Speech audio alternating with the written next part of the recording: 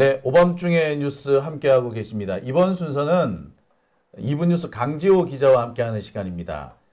이분 뉴스 강지호 기자는 요즘 법정을 다니고 있습니다. 법정을 다니면서 재판 관련 소식 전해드리고 있는데요. 오늘도 강지호 기자 열심히 법정을 다녀왔습니다. 오늘은 어떤 재판 들어갔다 왔는지 물어보도록 하겠습니다. 안녕하십니까? 네, 안녕하세요. 오늘은 어떤 재판 다녀오셨나요? 오늘은 윤석열 명예훼손 재판 다녀왔습니다.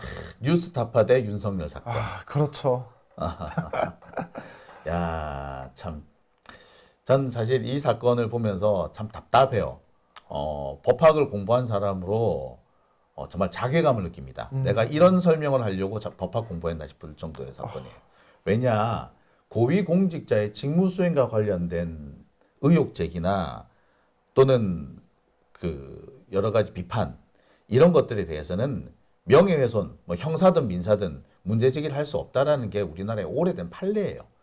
이게 90년대부터 확립된 판례였는데 이 판례에 또 도전하는 사건이 벌어졌다는 게 참 답답합니다. 매번 검사들이 이런 짓을 하고 있는데 참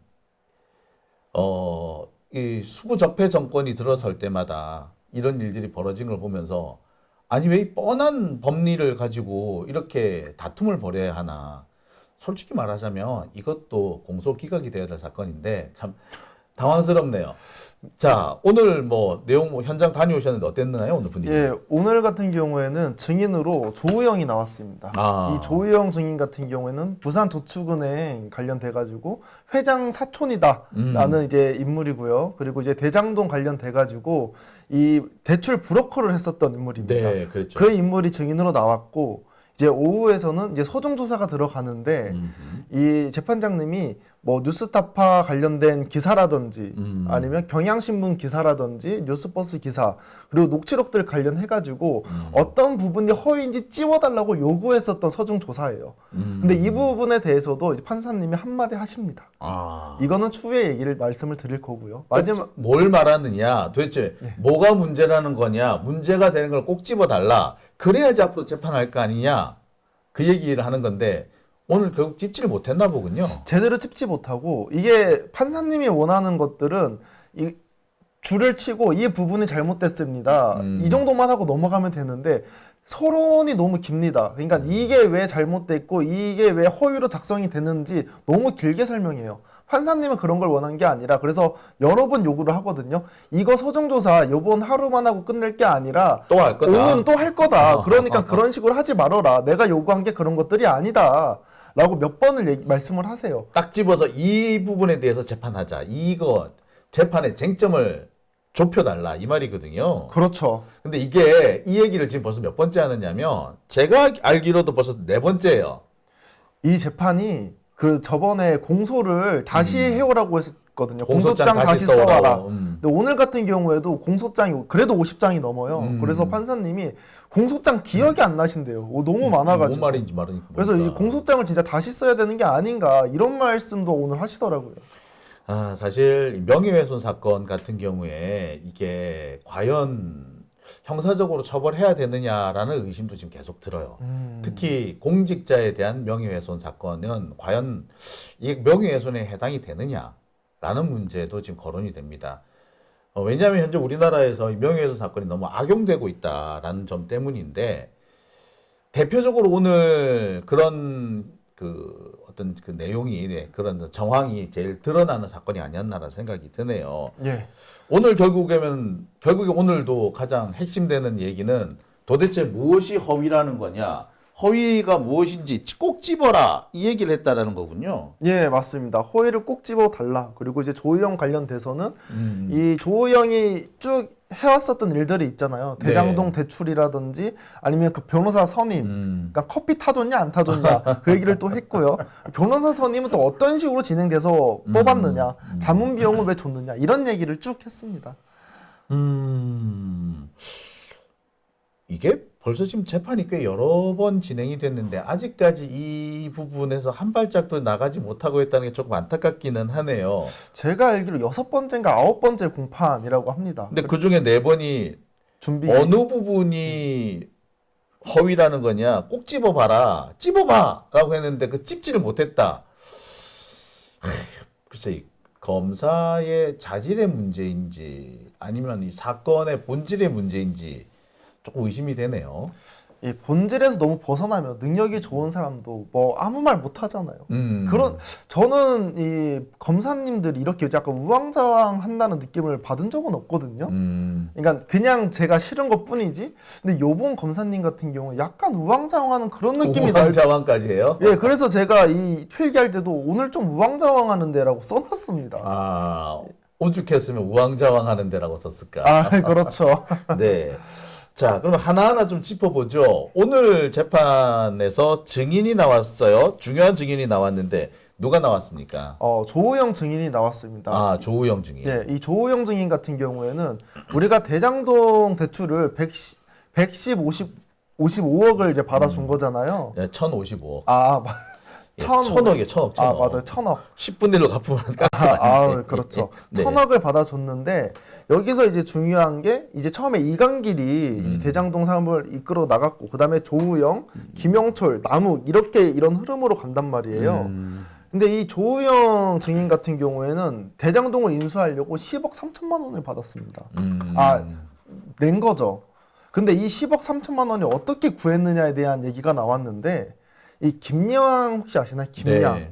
김양이라는 인물한테, 그러니까 부산저축은행 부회장이죠. 부회장한테 6억 1,500만 원을 빌려줬대요. 개인 돈으로. 빌려줬고 이 돈을 로비스트 박태규한테 전달했습니다. 이 로비스트 박태규 같은 경우에는 그 정권 실세한테 그 돈을 주고 그 이후에 삼성꿈 장학재단한테 돈을 넘겨가지고 1,000억 원 유상증자를 부탁했었던 그런 인물이에요. 그래서 이 박태규한테 전달을 했는데 이 돈이 5개월 뒤에 얼마로 돌아오느냐? 6억 1,500만 원 빌려줬잖아요. 네. 9억 5천만 원으로 돌아옵니다. 6개월 만에 50%의 이자를 받아 먹었다는 5개월 만에 5개월 만에? 54%를 받아온 거죠. 이야, 진짜 뭐. 그러니까 결국에 김양이라는 사람이 뭐 돈을 빌렸다라는 건 외양인 것 같고 결국엔 돈을 부풀려 주기 위한 어떤 수단이나 명분을 삼았다는 얘기네. 예, 딱 그런 느낌이 들더라고요. 근데 개인이 빌린 거잖아요, 그 돈을. 로비를 하려고. 근데 돈을 개인이 갚은 게 아니라 그 SPC 화경건설한테 돈을 받았다라고 하더라고요. 9억 5천만 야, 원을. 그것도 좀 특이하네. 그렇죠. 네, 아무튼 이 조우영이 이번에 나와가지고 대장동 사건의 전말에 대한 얘기를 좀 하긴 했겠네요. 시작이 어떻게 됐는지. 네, 맞습니다. 네.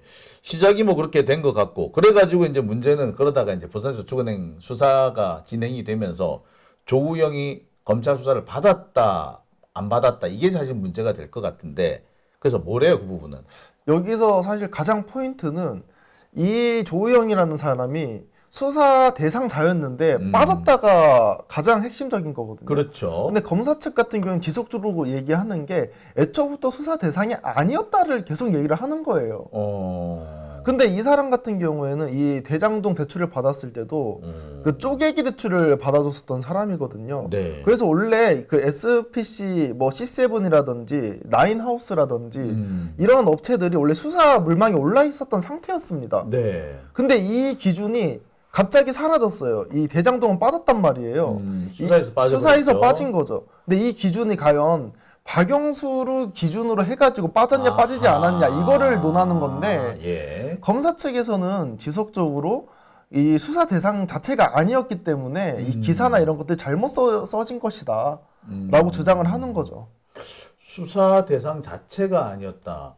수사 대상이었다는 얘기는 어느 정도 이제 확정이 된 것 같으니 계속 수사 대상이 아니었다는 식으로 지금 윤석열도 그러고, 만약 이게 이런 식이 돼버리면 윤석열 허위사실 공표가 돼요. 예, 이렇게 돼버리면 판결이 어떻게 나냐에 따라 가지고 허위사실 공표가 될 것 같은데 이거. 예, 그렇죠. 그래서 뭐 전에 이재명 대표랑 토론회 할 때도 김만배 모른다 이런 얘기도 했었잖아요. 김만배를 왜 몰라? 아유 진짜 사람 그 아저씨 왜 그래? 아, 그러니까요. 김만배 모를 수가 없지.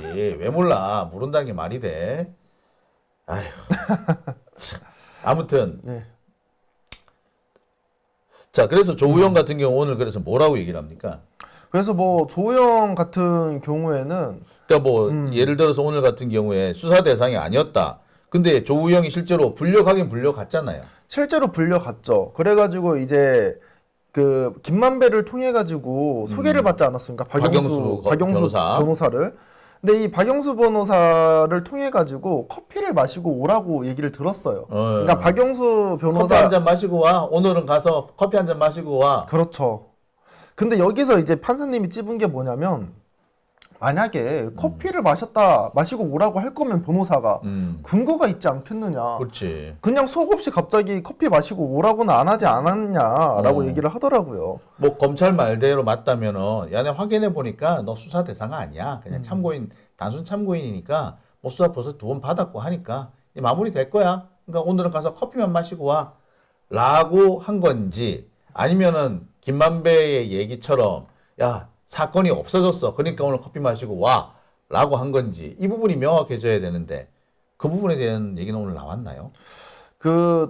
요번에 이 커피를 마시고 와 이 얘기를 했을 당시에 그 박길배 검사가 마중일 나온 거거든요. 그렇죠. 박길배 검사가 있죠. 그래서 이제 그 직원이 커피를 타준 거고 근데 당시에 박길배 검사 같은 경우에는 이 조우영의 변호사가 있는지 없는지도 몰랐다라고 합니다. 그렇다라고 하면 이 커피를 마시고 와 별일 아니니까 그런 거는 사실 그 윗선에서 이야기가 나왔기 때문에 그런 게 아닌가라는 생각이 들어요. 왜냐하면 박길배 검사는 직접 만난 사람은 변호사를 선임을 했는지 아닌지 아예 모르고 있는 상태라고 하더라고요. 그러니까 뭐 박영수 변호사가 변호사 선임계를 내지 않으면 일선 현장의 검사들은 모를 수도 있어요. 누구 말을 따라 고공플레이라 그러거든요. 공중전이 벌어지고 있는 경우에는 뭐 지상의 땅개 보병들은 모를 수도 있어. 그렇잖아요. 그렇죠. 모를 수 있죠. 그러니까 문제는 박길배가 알았느냐 몰랐느냐는 중요한 얘기가 아닌데 자 근데 박길배는 몰랐다. 이 얘기는 또 누가 하던가요? 그 얘기를 검사가 해요? 조우영이에요? 그건 아마 조우영이 했었던 것 같습니다. 그 조우영 씨는 그 얘기를 또 어떻게 하는데? 나 진짜 얘 웃기는 새끼네 이거 가지고. 네. 자 그러면 일단 당시 이 보도 내용 신앙님 하고 김만배가 어떤 대화를 나눴는지 녹취록을 한번 살펴볼게요. 그 당시 녹취록 자료를 보시겠습니다. 자 신앙님이 물어봐요. 그 누가 아까 그 박길배라고 하는 검사가 걔가 타줬다는 거니? 그러니까 김만배가 윤석열이가 네가 조우영이냐 이러면서 그래서 윤석열이가 보냈단 말이야. 그러니까 김만배가 다시 얘기합니다. 응, 박길배가 커피 뭐 어쩌고 하면서 몇 가지 하더니 보내주더래. 그러면서 사건이 없어졌어. 그런데 라고 하니까 신앙님이 다시 얘기해요. 그럼 아니 잠깐만 조우영이 그러니까 박영수가 그러니까 김만배가 다시 말합니다. 이거 기사 나가면 나도 큰일 나. 그러니까 기사 쓰지 마요, 형. 이 말이죠. 그러니까 신앙님이 이렇게 얘기합니다. 그러니까 이게 박영수가 윤석열하고 통했다는 거야? 김만배가 그러죠. 윤석열 데리고 있던 애지. 박영수가 윤석열 데리고 있던 애지. 그러니까 신앙님이 데리고 있었기 때문에 통했지. 라고 얘기를 합니다. 이 부분이에요. 근데 이 부분이 이거 지금 현재 제일 가지만 쟁점이 되리라 예상을 하는 부분인데 이 부분 이렇게 너무 명백하게 나왔는데 이걸 뭐 어쩌라고 이게.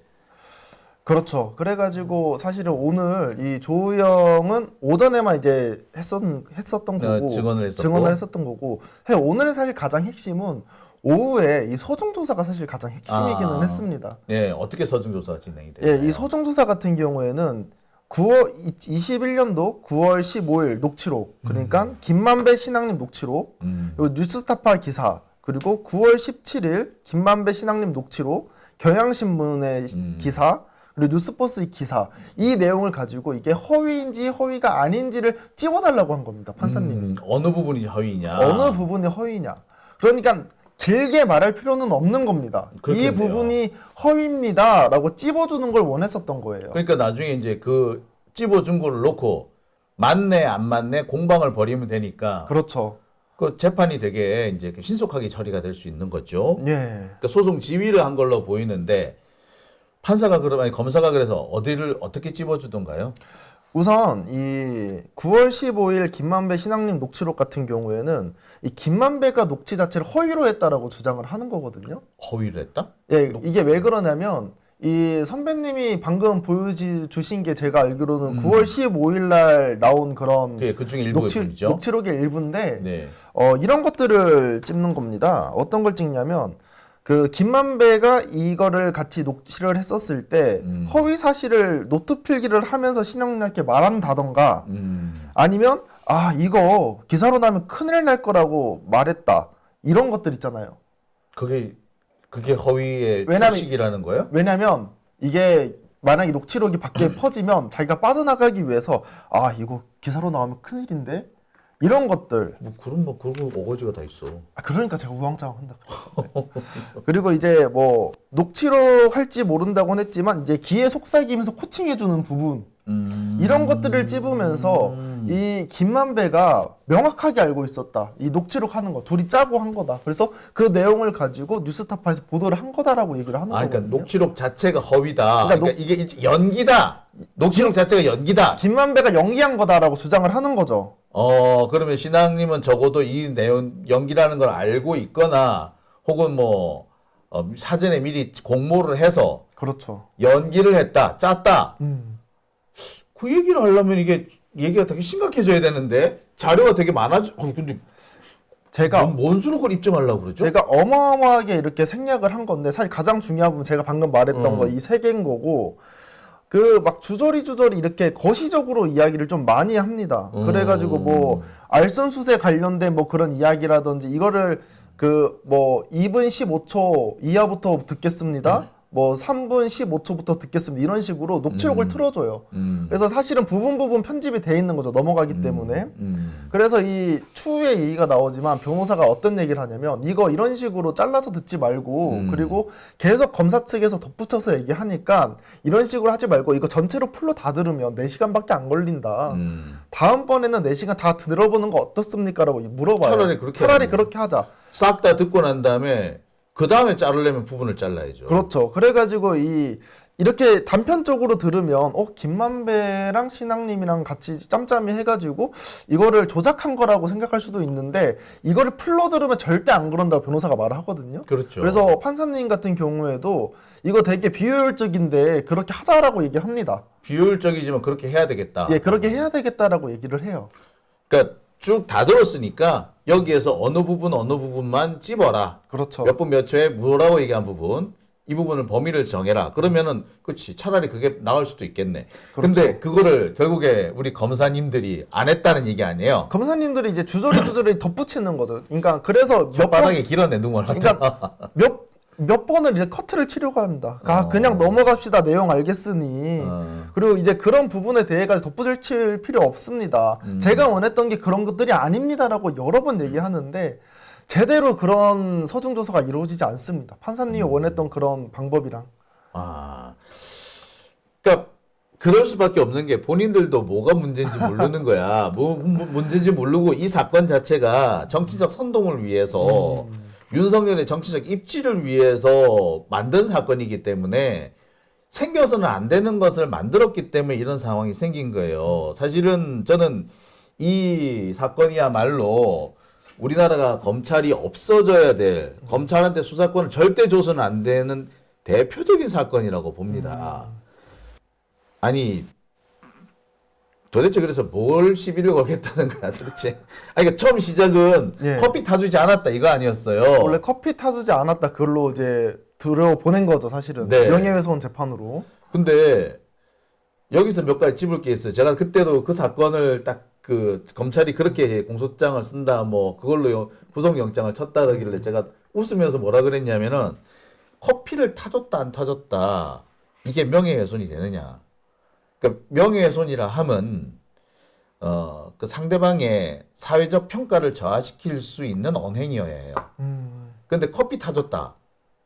그것만 가지고 상대방의 사회적 지위를 저하시킬 수 있는 언행이 됩니까? 안 되죠. 그죠?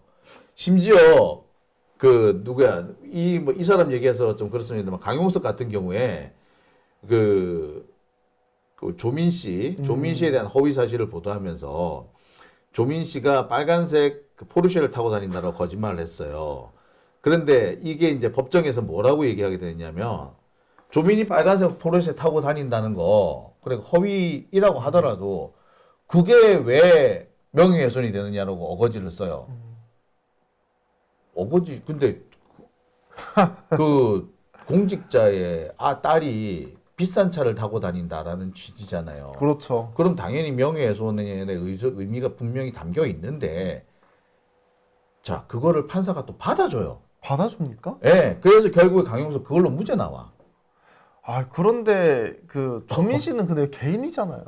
그러니까 개인이니까 오히려 더 강하게 보호를 받아야 돼요. 사실은 그렇죠. 그 개인이기 때문에 더 강한 보호를 받아야 되는데, 자, 그런 정도로 해놓고서는 커피 타줬다?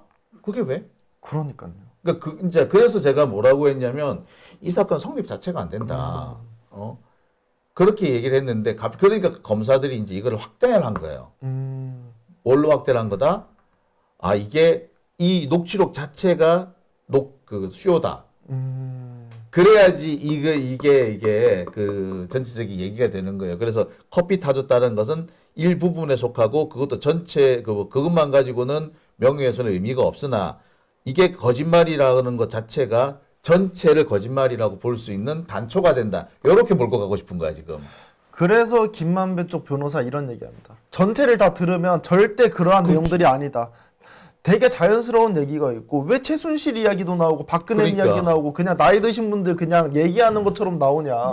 만약에 짰다라고 하면 그런 얘기 안 나오지 않겠냐. 안 나오지. 집중적으로만 딱 하고 말지. 그리고 윤석열에 관한 이야기도 콕 집어가지고 여러 번 하지 않았겠느냐. 이런 얘기를 하더라고요. 그렇죠. 윤석열에 대한 얘기가 근데 보면은 이게 윤석열에 대한 얘기가 아니라 대장동 얘기를 주로 하잖아요. 네, 그렇죠. 그러다가 딴 데를 이렇게 갔다가 저렇게 갔다가 그리고 전체적인 내용을 보면은 김만배가 자기 자신에 대한 과시를 많이 하잖아요. 내가 이렇게 할 수 있다, 형? 야, 항림이 형, 내가 이렇게 힘이 있는 사람이야. 그러니까 개방 신앙님 그 위원장이 그렇지. 그래서 네가 뭐 했는데? 요렇게 묻는 그런 단계란 말이에요. 그렇죠. 이게 전체적으로 이걸 짰다라고 글쎄 그렇게 시나리오를 잘 짜는 사람이 있나? 야, 검사들은 그렇게 하나 보죠. 그래가지고 이제 17일자 같은 경우에는 이 검사 측이 말하는 짰다 이후에 이틀 지난 이야기거든요.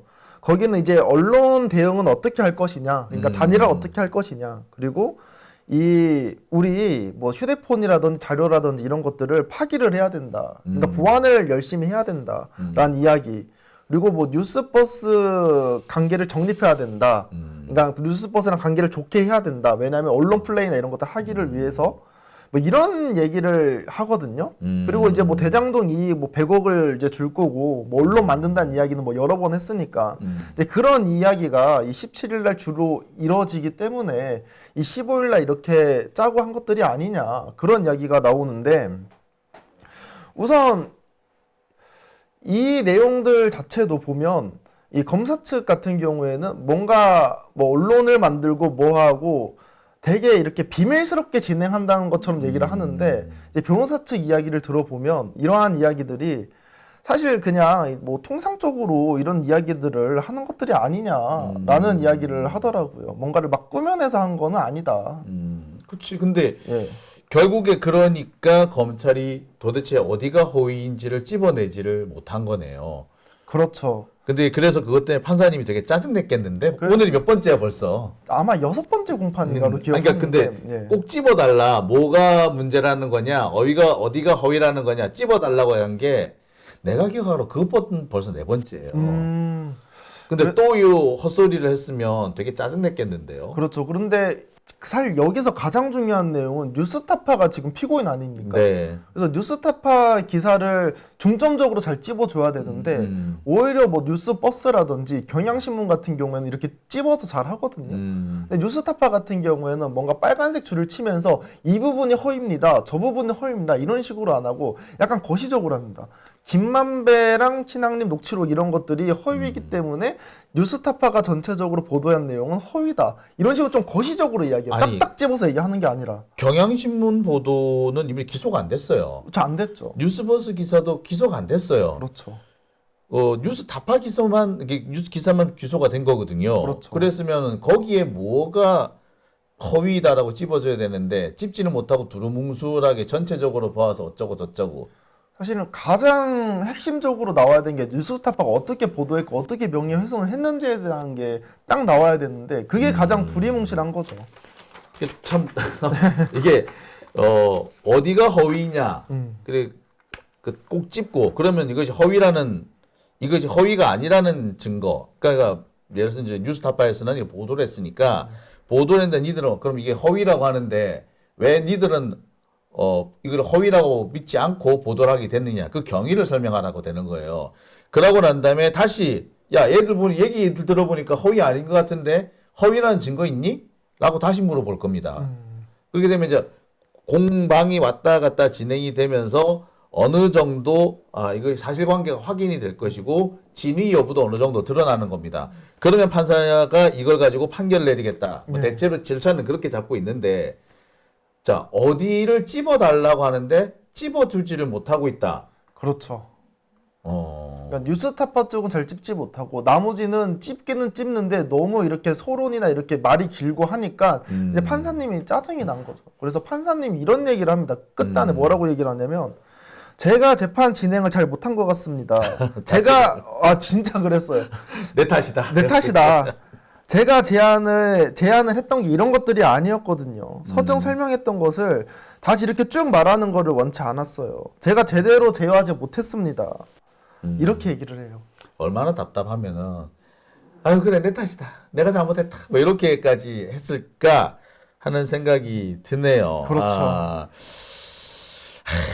근데 참 요새 이게 재판이라는 게 그렇습니다. 이게 사법부를 믿을 수가 없어요. 요새 보면은 이래놓고 갑자기 엉뚱한 소리 하는 경우가 가끔 있고 뭐 판사들이 요새 보면은 판사들이 판사 같지가 않고 일종의 진영의 그 선봉에 서 있는 프락치아라고 우리 프락치라고 얘기하는데 사실 프락치가 아니라 프락치아랍니다. 정파의 파견이 있는 자를 보고 프락치아라고 불렀어요. 그게 프락치가 된 겁니다. 정파에서 파견한 사람, 파견인. 정치 세력에서 보낸 파견인 같은 프락치아 같은 사람 같다라는 생각이 드네요. 그래서 오늘 그 윤석열 대통령 관련된 말이 나오거든요. 그랬더니 부장판사님 뭐라 그러냐면 저희는 대통령 말 안 듣습니다. 저희 재판부는 이렇게 딱 말을 끊고 가더라고요. 얼마나 답답하면 그럴까 하는 생각이 드네요. 자, 지금 보면은 신앙님 씨도 그렇고 우리 만배영도 그렇고 지금 상황이 뭐 보석 신청을 해놨어요. 뭐 그에 대한 얘기는 하던가요? 예, 그래서 이제 뭐 김만배 변호인 그리고 김만배도 이제 얘기를 했었고 그리고 신앙님 측도 얘기를 했는데 뭐 사실은 이 두 개가 그런 내용입니다. 그냥 저희 보석해 주세요. 증거 인멸이라든지 도망 안 갑니다. 이미 증거 다 있나? 그리고 이제 말하는 게 이제 특히 신앙님 측은 이미 증거 다 제출해가지고 증거 인멸할 증거가 없습니다. 없죠. 라고 얘기를 하고 있는 건데 검사 측 같은 경우에는 김만배라든지 신앙님 같은 경우에는 도망칠 수도 있고 증거 인멸할 우려도 있고 그리고 포렌식도 전에 했었던 기억이 있고 증거 인멸했었던 그런 것들이 있기 때문에 보석해주면 안 됩니다라고 말을 해요. 검사 측 같은 경우에는. 만배영은 지금 탈탈 털려가지고 온 세상 김만배 얼굴 모르는 사람이 없는데 그 누가 어디를 도망가며 그리고 대장동 수사를 하면서 다 한 번 털었고 이걸로 해서 또 한 번 털었고 해서 더 털 것도 없을 거예요. 근데 나 이해가 안 가네. 그렇죠. 그러면서 이제 그 신앙님 변호사 측 한 분이 오래된 친구더라고. 20년 지기 친구인데 이런 얘기를 합니다. 이 수사 기록을 읽어보면서 내용들이 너무 복붙을 많이 했다. 내가 오랫동안 재판을 다녀봤는데 이렇게 막 복붙하고 그런 적이 없었던 것 같다. 그리고 그 노회찬 고 노회찬이 이런 얘기를 했었다.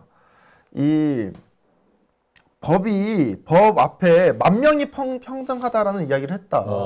이게 사실은 만인은 법 앞에 평등하다가 모든 사람이란 뜻이었는데 만 명만 평등하다. 그렇죠. 그러니까 기득권한테만 평등하다 이런 얘기를 하셨다. 그리고 이제 대통령 같은 경우에는 헌법 정신 이런 얘기를 하는데 무죄 추정의 원칙 그리고 불구속으로 재판을 이루어져야 되는 것들을 해야 되는데 왜 이런 것들이 원칙이 안 지켜지는지 잘 모르겠다라는 얘기를 합니다. 그렇죠. 이게 그리고 명예훼손 사건에서 구속이 된다는 건 나도 처음 봤어. 네. 이런 황당한 사례를 내가 본 적이 아니 명예훼손 사건에서 그러니까 그게 명예훼손 사건은요 징역형도 잘 안 나와요. 그런데 명예훼손 사건에서 구속이 나온다? 이거는 말 그대로 언론의 자유를 짓밟기 위한 거고 사실은 더 중요한 게 뭐냐면 김만배를 괴롭히기 위한 사건이에요. 솔직히 말하자면 지금 만배형이 대장동 사건에서 유일하게 검찰에 협조를 안 해요. 만배만 오케이 해버리면은 이재명 대표까지 잡아 넣을 수 있는데 만배형이 그런 거 없어 라고 하는 바람에 못 잡아 놓고 있는 거거든요. 그러니까 만배를 괴롭히면은 이재명을 죽일 수 있다라고 생각하는 거야. 그래서 만배를 괴롭히고 또 괴롭히고 또 괴롭히는 겁니다. 그러니까 제일 핵심적인 것이 대장동에서 423억인가 426억인가 하는 거. 유동규가 자신의 몫이자 이재명의 몫이다라고 주장했던 그거. 그 부분에서 김만배가 뭐라 그러냐면 유동규 몫 자체가 없다라고 얘기를 해요. 그러면 왜 유동규한테 돈 줄 것처럼 얘기를 했냐? 그거 사실 내가 유동규랑 짠 거다. 왜 짰냐? 남욱이하고 비용 분담을 해야 되는데, 남욱이 이 새끼가 비용 분담을 안 할라 그래. 그래서 방법은 나 돈 들어갈 때 많다.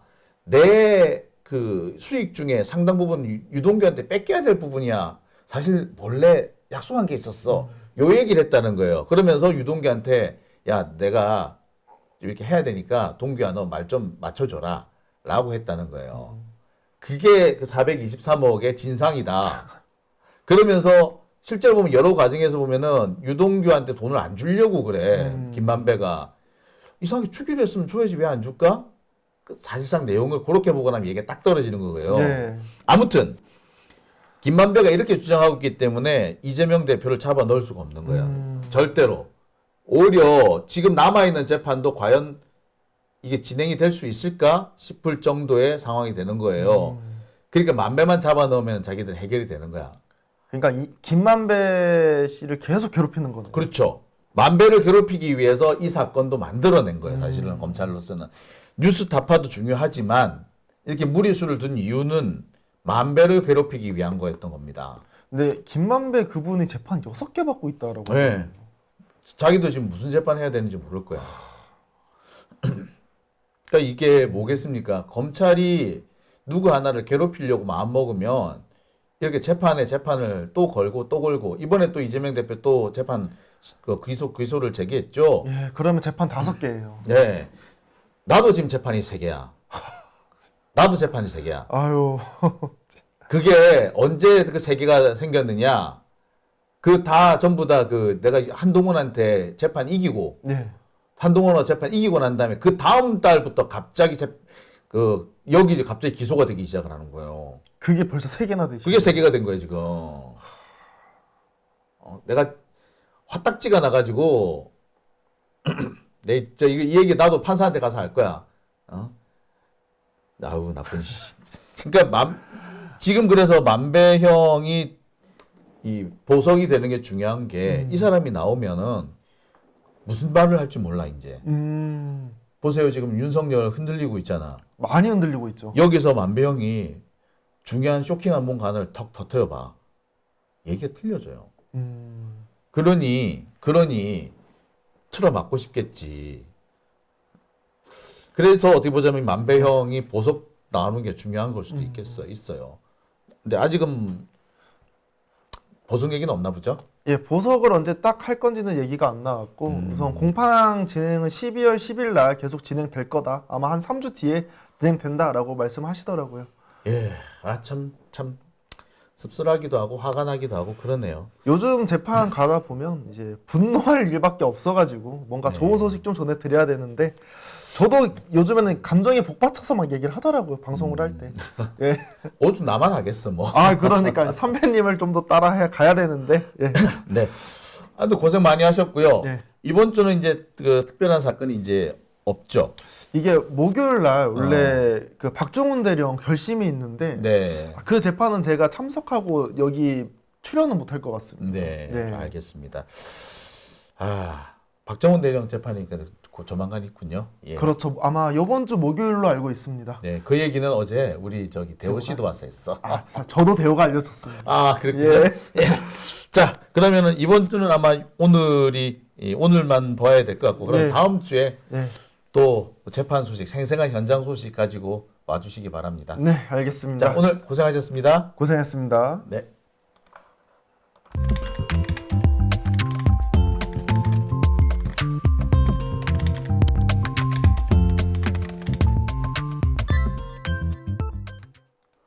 네, 오밤중에 뉴스 함께하고 계시는 지금